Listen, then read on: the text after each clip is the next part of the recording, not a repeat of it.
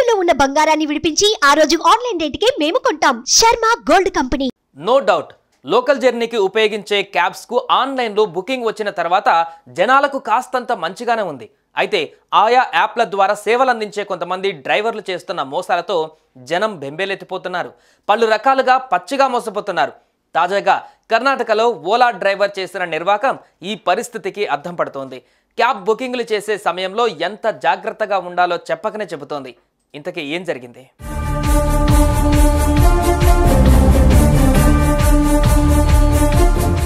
Ola, Uber, Rapido లాంటి travelling యాప్లు వచ్చిన తర్వాత ప్రయాణం కాస్తంత సులువైంది.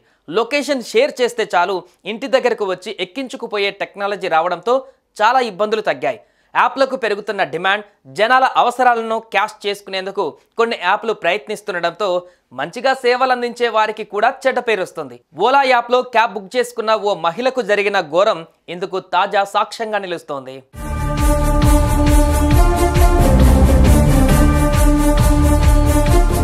ఓ మహిళ వేరే ప్రాంతం నుంచి 2 రోజుల కిందట రాత్రి 10:30కు ఎయిర్పోర్టుకు చేరుకుంది. ఇంటికి వెళ్లేందుకు ఓలా క్యాబ్ బుక్ చేసుకుంది. ఓలా యాప్ పనిచేయడం లేదని బుకాయించాడు. పర్లేదంటూ వినయంగా ఎక్కమన్నాడు. కారు కొంత దూరం ప్రయాణించిన తర్వాత తన ఇంటికి పోవలసిన రూట్ కాకుండా వేరే రూట్లో వెళ్లడం గమనించి ప్రశ్నించింది.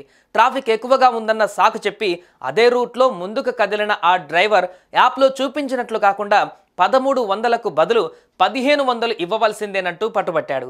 అతని పరిస్థితి మీద డౌట్ పడ్డ ఆ మహిళ తనను తిరిగి విమానాశ్రయం దగ్గర దింపేయాలని రిక్వెస్ట్ చేసింది. అతను ఏమాత్రం ఆ మాట లెక్క చేయకపోవడంతో వెంటనే డయల్ 112కు ఫోన్ కొట్టింది. లైవ్ లొకేషన్ షేర్ చేసింది. దాంతో పోలీసులు అలర్ట్ అయ్యారు.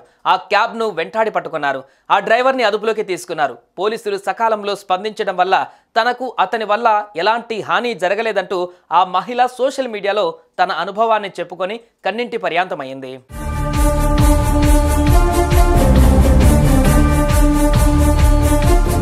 ఇటు హైదరాబాద్లో సైతం ఓలా క్యాబ్ డ్రైవర్ల అరాచకాలు కొనసాగుతున్నాయి.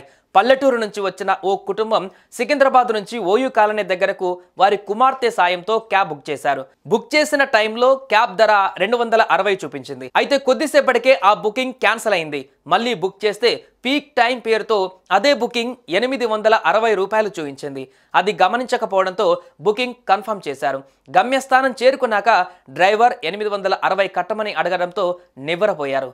600 ఎందుకు ఎక్కువ అంటే పీక్ టైం అని చెప్పడంతో ఆ మొత్తం సొమ్ము కట్టేశారు. 260 రూపాయలున్న బాడుగా 1-2 నిమిషాలలో 600 పెరగడం పచ్చి మోసమని గునుక్కుంటూ ముందుకు కదిలారు. వారితో వచ్చిన మరో కుటుంబం అదే ప్రాంతానికి ర్యాపిడోలో 240 రూపాయలకు రావడం చూసి ఆశ్చర్యపోయారు. సో పీక్ టైం పేరుతో ఫుల్గా బాడుగ బాధాలని చూస్తే ఓ 5 నిమిషాలు ఓపిక పట్టండి, ఆ బాడుగ మళ్ళీ 3 తగ్గిపోతుందంటూ ఈ మోసాల పాలై జేబులు గుల్ల చేసుకున్న వారు చెబుతున్నారు.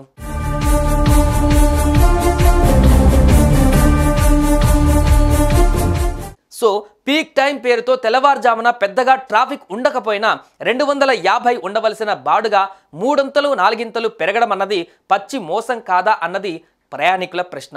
ఏదేమైనా పీక్ టైం పేరుతో జరిగే ఇలాంటి మోసాల పట్ల క్యాబ్స్ బుక్ చేసుకునే ప్రయాణికులు అత్యంత అప్రమత్తంగా ఉండాలని ఇలాంటి ఘటనల పాలైన బాధితులు సూచిస్తున్నారు.